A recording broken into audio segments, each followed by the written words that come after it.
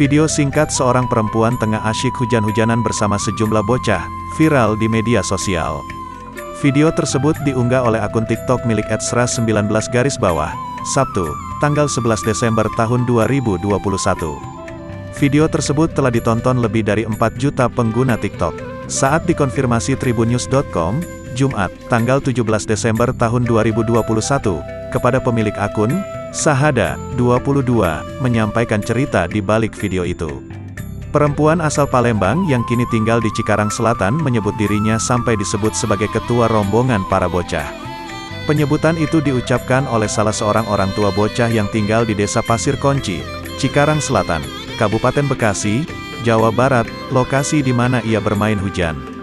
Orang tua itu menyebut Sahada sebagai ketua rombongan karena usia Sahada paling tua di antara anak-anak lain. Ada orang tua salah seorang bocah yang melihat, malah, mereka menawarkan anaknya untuk ikutan hujan-hujanan. Katanya, ikutan sana ada ketuanya, terang Sahada. Menanggapi hal itu, Sahada ikut senang karena orang tua salah seorang bocah tersebut mengizinkan anaknya bermain air hujan bersama. Awalnya, Sahada memang ingin merekam momen hujan-hujanannya sendiri. Namun, karena banyak bocah yang ingin bergabung, akhirnya video yang direkam adalah momen kebersamaan bareng bocah-bocah itu. Awalnya cuma ada satu anak, saya abaikan nunggu dia pergi biar bisa lanjutin buat videonya. Tapi malah tambah banyak yang datang. Mereka mengajak ngobrol, bercanda dan main bareng. Karena sudah tidak memungkinkan untuk melanjutkan videonya, juga, saya sudah terlalu asyik main hujan-hujanan sama mereka, ya sudah saya bikin videonya bareng mereka saja.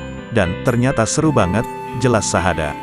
Usai bermain air hujan, hasil rekaman bermain air hujan bareng bocah-bocah itu pun lantas diunggah di media sosial TikTok milik Sahada. Sahada tak mengira, video yang tak sengaja ia rekam itu menuai banyak respons masyarakat.